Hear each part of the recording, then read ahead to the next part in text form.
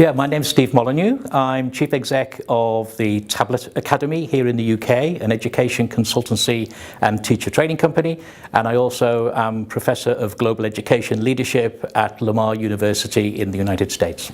I think one of the biggest issues that we face today is that a number of educators are unsure on how to get the very best out of technology in traditional teaching across not just the academic subjects, but also the vocational subjects. And one of the things I'm hoping that we'll be able to tease out from Learning Futures is being able to identify best practice and changes in pedagogy and then roll that out across the UK so that it has that impact both in terms of those young people who are academically gifted and those who are gifted in the vocational spheres.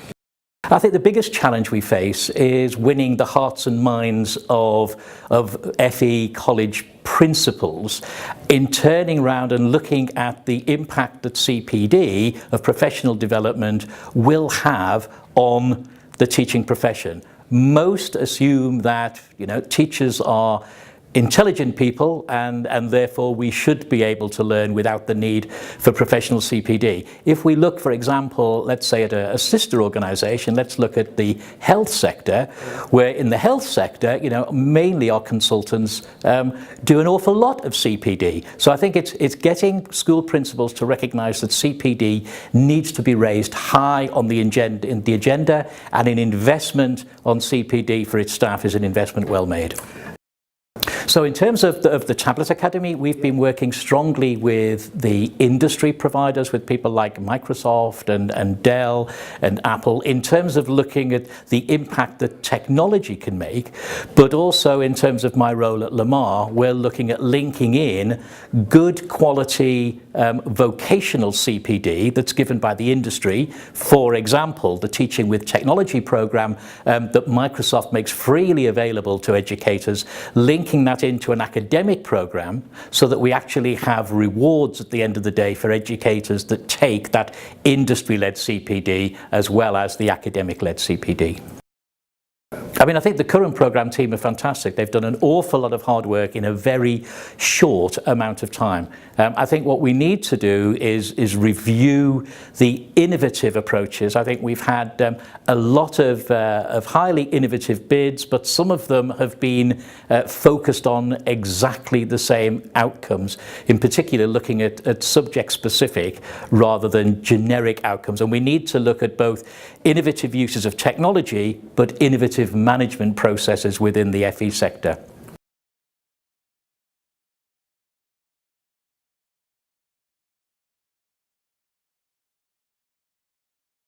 I'm Martin Liu. I'm a technology entrepreneur with a very keen interest in helping young people get into employment and self-employment. So technology is changing everything that we do, and the real benefits, I think, to industry from a program like this are that it's helping the education sector look at ways that it can innovate and maximize the potential to share learning. So I think where industry representatives can help hugely are that ultimately we're looking to the education system to provide the range of talent and skills that we're looking for in the workforce. So by providing input, hopefully we can work with colleges and education providers to look both at major themes and the big picture, as well as the detailed specifics as to what we need within certain industries. So what really excites me about this program is not the individual projects themselves, but how those projects together can actually have a major impact on certain themes that are required within the education sector, but also it's a great opportunity to use the total fund to actually drive innovative thinking and actually to build and share best practice, not only within the UK, but I think we can learn from elsewhere and see how we can build on that to have even greater impact within the UK education system. So I'm very keen on seeing impact ultimately, and I think where the programme team can really add value is on identifying themes where there are common needs and ensuring that there's a great deal of collaboration amongst the different projects so that they don't become too insular. I think the more collaboration, the more added value that can be provided for everybody, the better.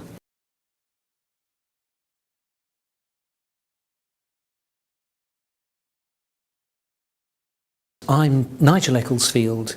My job title in JISC is Head of Change Implementation Support Programmes, Further Education and Skills.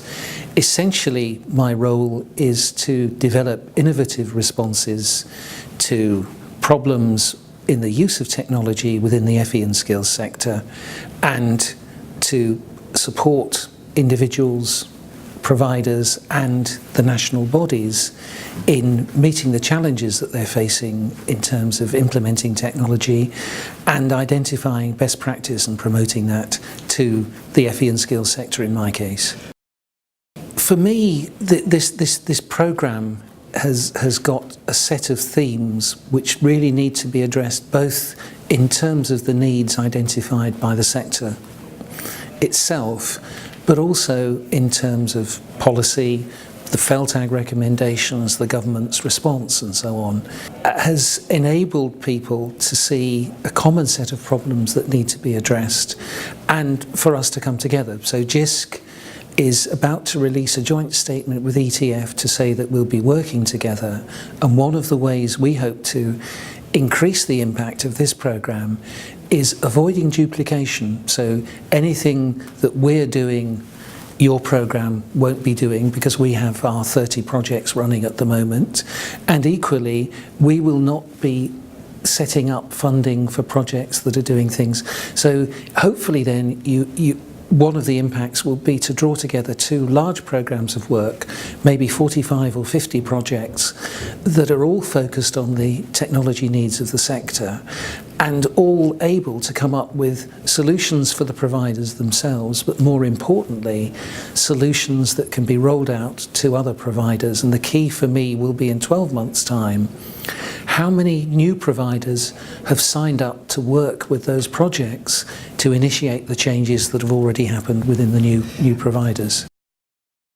I think one of the challenges is that providers see themselves often in very local light, and the funding mechanisms and the national systems are built around sets of separate providers. We don't have a strong tradition in further education and skills of collaboration and cooperation. And one of the things that I hope comes as a second level from this programme and the work that we're doing in sharing the information about the programmes that I'm managing and the programmes here is that we start to model sharing, collaboration and good practice for providers and encourage them to join up at regional and national level. For instance, the new HS2 college is a collaboration between 4 large colleges in the Midlands and the north of England. Now, models of work coming out of that would be very usefully employed, I think, for the rest of the work. The other challenge, of course, and the big one that any principal will tell you on any day of the week, is the fact that next year the sector's facing an overall 5% cut in its funding. Now, clearly government intention is some of that should be picked up by working with employers and generating income. But nevertheless, where you have well-embedded programmes that are suddenly going to lose 5%, clearly we might offer that technology is one way in which you can address some of that loss of funding, but otherwise people again are looking for local solutions to what may be overall a national or a regional problem. I think the programme team have got a very clear idea of what they're doing. It's shown through the website and the documentation, and in the very frank discussion we've had today at the steering group. So I think it's a question of carry on, maybe be prepared a little bit more to take some risks about what we're doing, and maybe talk to the ETF, about how the funding might be spent and what risks you might take. And I think would also say, and I've emphasised to Fintan, that we'd be very pleased to talk to you about how we can help with some of these processes, both in terms of, if you like, staffing and expertise, but also how we might join up some of the funding or bring some of the expertise that's coming through our projects to bear on what's happening with the new projects coming into play.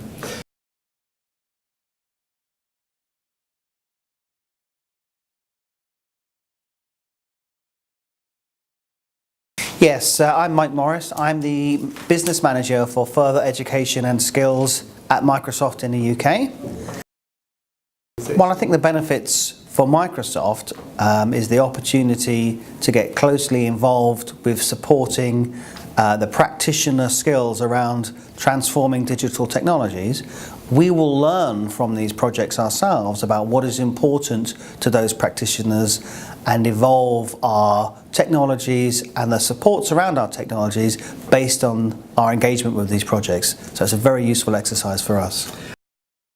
Well, I think as an industry representative, we can give organisations a view of the free programs that we deliver. Those are content programs for teaching with technology, such as the Microsoft Educator Network, but also the free platforms that we have for education, where they may be used to replace technologies that are currently being paid for example, so we can drive down the costs of projects by surfacing some of our programs for education.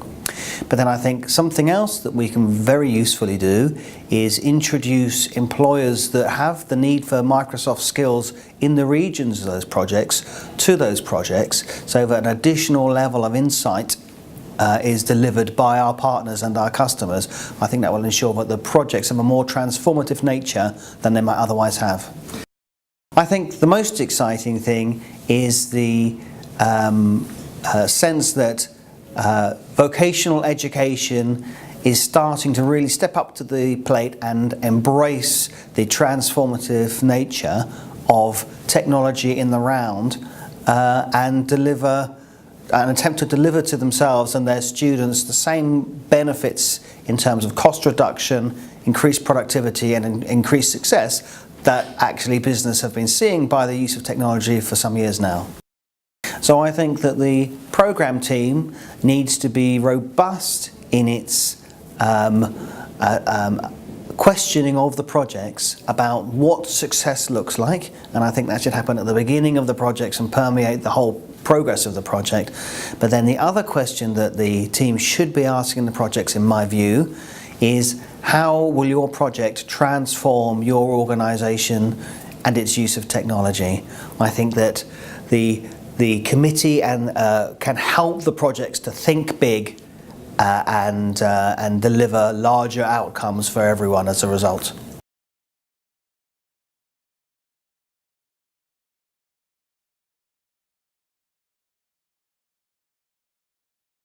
I'm Susan Easton and I'm the Head of Digital Learning for NIAS, which is the National Institute for Adult Continuing Education. Yes, in terms of the successful organisations themselves, we would hope that those staff who are directly involved in the project would be directly influenced and have the capacity and capability to use learning technology more effectively. And that should be within a relatively short time scale. Within a medium time scale, I would suspect that the rest of the organisation should have an impact also, a change in that they will regard technology more considerately.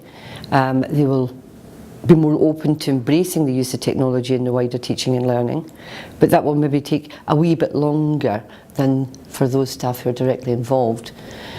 I think that, and I'm probably going ahead to one of your other questions, but outside the organisation is always more difficult. And if we say, for example, that a college manages that impact, that change of both perception and skill inside their own organisation, how does that get transferred outside? And that takes a longer period in general. It's always a challenge to involve people who are not directly benefiting from the first instance. And the challenge is across their own sector itself, so FE college to FE college, even seeing that, oh, this has increased efficiency, or it's increased, or it's reduced cost, or it's given better inspection, or better learner outcomes, or whatever, it's still quite difficult sometimes for other institutions to make the time and the space to embrace that. And when you get to that transferability between sectors, that's yet another challenge. Well, we're very willing to help to help with maximising that. I suppose that NIAS is reasonably uniquely placed in that we cover lifelong learning, so we're not just ACL, we're not just adult learning in a particular sector like colleges. We cover the whole FE and skills sector. We've got a lot of involvement in HE. So I suppose in terms of identifying that transferability and what those main drivers would be for the transferability of outcome, we might be well placed. We also have our own programme of support for the wider FE and skills sector in terms of implementing FELTAG, using learning technologies. We're very happy to involve the project outcomes from here in these series of webinars or conferences, etc. If we were looking for some more direct input in terms of mentoring or in terms of advice, again, NIAS is very happy to do that. Well, there were a lot of really good recommendations this morning, and I think I would agree with most of them actually. Yes. But just to focus on the one that I proposed, yes, which is about collaboration, which doesn't sound very exciting, but actually I think it's key. Because you have a small project team, for example, inside the institution. They must collaborate with their senior management and with their management at all levels, all the way through, not just and we will send them a report and they will sign it off, because that is not involvement and it's certainly not motivational for senior management. Collaboration in another sense must be between successful providers and people who have either been unsuccessful or who have not even applied, so that there is some space made and some accommodation made to really and truly invite these other organisations and support them to be able to benefit from the lessons and from the outputs of the successful projects. And the third collaboration, I would say, is I think that both ETF and the other sector organisations and Gazelle Group have a really key role to play in terms of facilitating new and maybe we would call them uncommon partnerships, people that they wouldn't necessarily turn to.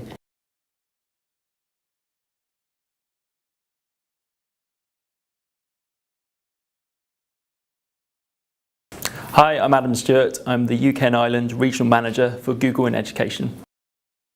The biggest benefit I see is an opportunity to share best practice across these colleges and further education learning establishments which have applied for the funding, to share the best practice and great ideas that they're using in isolated pockets or particular groups at these learning establishments, and sharing that on a nationwide or regional basis. I think it's about saving teachers on the ground, or projects like these, reinventing the wheel, really sharing what we're seeing happening with customers we work with other learning establishments around the world, so that your teams know the best content, the best resources that are already in existence, so they can make use of them and start to build on them and share them across the organisation. I'm really excited to be involved from a Google in Education point of view. It's great to see it's not just about technology and putting investment in putting technology in the hands of teachers. It's really looking underneath the surface about how technology can be used to impact teaching and learning positively. I think it's a challenge that you have limited resources, limited budget to really harbour innovation from what you've got.